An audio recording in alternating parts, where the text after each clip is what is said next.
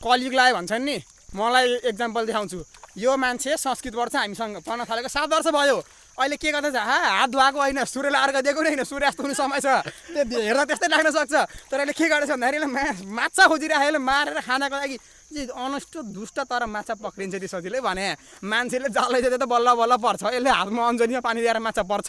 त्यही भएर यसलाई हुन्छ बेकुब विकल्प के रे बेकुब विकल्प अनि म केही देखाउँछु दाइ दाइ होइन गाइज सरी यो हड्डी नबाजी एउटा चिप्लिहाल्छ के गर्नु यो ढाब भन्दै थियो नि अहिले हामीले यसलाई भन्छ ढाबी पुरै जङ्गल जस्तो फाँड जस्तो छ नि समतल भूमि हो यसलाई फाँड भन्छ यहाँ चाहिँ धान सान निकै रोप्दैन अरे खेती निकै हुँदैन अरे तर जग्गा अनि यहाँभित्र चाहिँ के भन्दाखेरि यो चाहिँ जस्तो मलाई के लाग्यो भन्दाखेरि हेटौँडामा नयाँ नयाँ मान्छे आउँछ नि हो त्यस्तालाई फसाउनुको लागि चाहिँ यसमा म गाडिदिएँ नि हो त्यस्तै गाडिने खालको जमिन मात्रै बनाइन्छ यहाँ गाइज त्योभन्दा अगाडि केही पनि हुँदैन यो खत्तम छ हेटौँडा खत्तम छ never com Hetauda guys never com I don't recommend Hetauda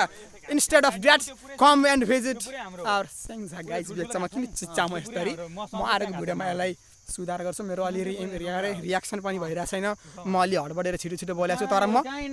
फुल कन्फिडेन्समा छु so no problem guys see you soon